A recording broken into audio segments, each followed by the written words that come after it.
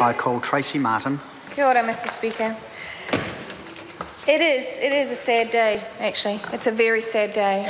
It's a sad topic, and I'm sure that all of us would prefer not to be here discussing it. I first of all want to acknowledge the Minister for his contribution.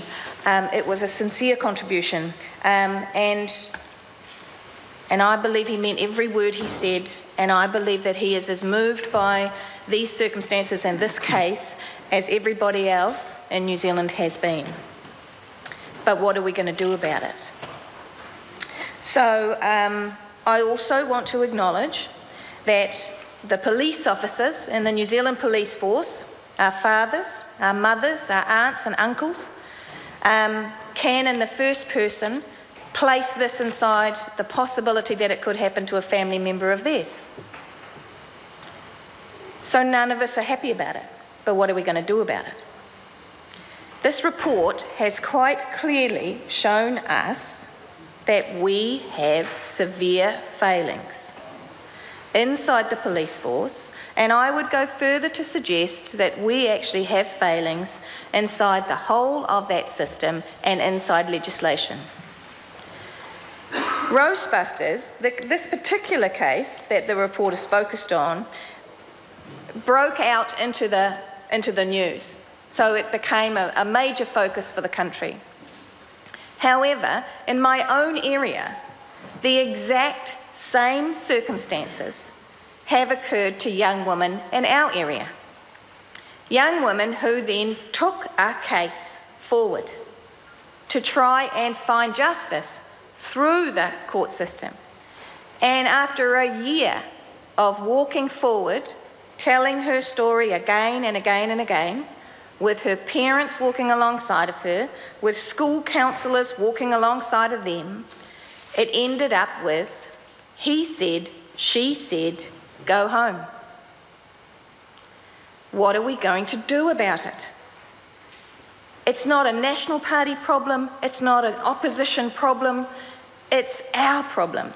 So what are we in this House going to do about it? What cross-party accord, what cross-party work will we do to make whatever legislative change we need to make to have women believed in the first instance, no matter what their age, that when they walk in and say this was done to me, it will be believed in the first instance. To balance, and everything must have balance. We have legislation in place, we have laws in place, that if you make a false accusation, you can be held accountable for that. Beg your pardon, a person can be held accountable for that. So how will we make this shift? How will we, as a society, send out a message that you cannot do this to people, whether they be young men or young women? You cannot, in a moment of vulnerability, take advantage of them, and because it becomes he said, she said, you're fairly free and clear. We pick up on the Green Party members' call for an independent task force. We would like to talk about it. We would like the Parliament to talk about it. We cannot allow this report to then lie there for us to wail and bang our breasts and then leave it alone. This has gone on for years. Young women feel guilt and they do not report when something happens to them. Many young women who find themselves, they've gone out of a weekend, they may have had a drink too many, and something has happened to them that they have not been able to give their consent for. It then takes them days to find enough courage to come forward to report it. By that time, evidence has gone. What will we do to create a situation where a young woman do not feel ashamed in the first instance when they know that someone has taken advantage of them? Now, the Minister mentioned Leslie Elliott's program, Loves Me Not, and it's a brilliant program. And I'm not going to play politics with it around who should fund it or who shouldn't fund it. I'm not going to go there. Let's not go there. Let's just say it's a brilliant program and we need it to be in place. Let's just go there and we need it to be in place. But let's also look at other things like the Healthy Relationships program, which again balances for both genders, so that young men and young women at year 9 and year 10 know what a healthy relationship looks like. That they also get the knowledge, the information that if this happens to you, you tell somebody straight away. Let's not pussyfoot around.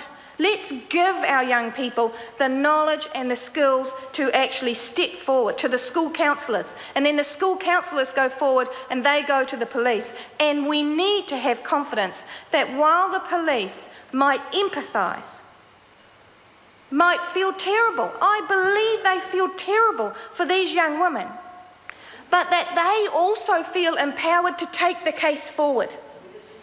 Because I can't go into the minds of the police officers that didn't go and speak to the young men or the young men's families. I can't go into their minds and figure out what it was, whether they were overloaded, whatever that story was. But possibly, do they feel empowered enough? Do they feel that if they had taken those cases forward, they would have been supported? Have we asked them? Why? I'd love to know the motivation why the records weren't kept, why the records weren't well reported, why we didn't just take notes around that. So, yes, the Minister can say that we hope that this is a personal failure or an individual failure by certain police officers. But it's not just in this case, and that's half of the problem. This is actually across New Zealand. We have such a wide issue here, we need to do something about it. I want to pick up on Jacinda Ardern's comments around sexual connection for those under the age of 16, section 134, and that it is an offence. And the fact that the report acknowledges that, that both, or in certain circumstances here, both the victim and the offender were under the age of 16. So what's the answer to that?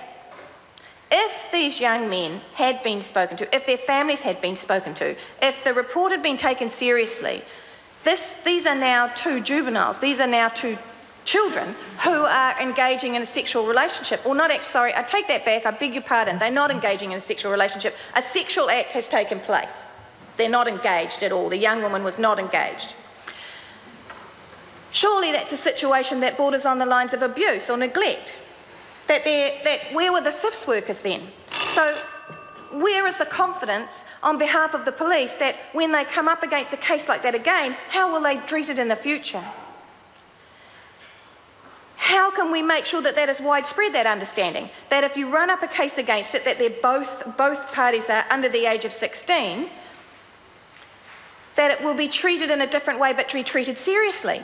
So that at least the young woman sees and her family sees and the young man gets the message that this is a serious issue, this is unacceptable behaviour. So New Zealand First joins with the other parties of the House. This is one of the most disturbing cases we've had in recent years. And it's not, unfortunately, it's high profile, but it's not isolated. This is happening in smaller numbers everywhere across New Zealand. Young women are coming forward after an incident that has happened in the weekend, sometimes days after, sometimes weeks after, and reporting to school counsellors across the country behaviour that they now feel unable to deal with. And we have got to, in this House, we have got to figure out a way to deal with this on a much better level, on a much bigger scale. We need to support it financially, we need to support it emotionally, we need to support it. It's too long. We all believe it's not appropriate. We all believe that this is not the way we want our world to work. We do not want young women to say, that's just how it is. So I would hope that we might have a cross-party conversation about the independent task force, and I hope that the government might participate in cross-party talks to sort something out.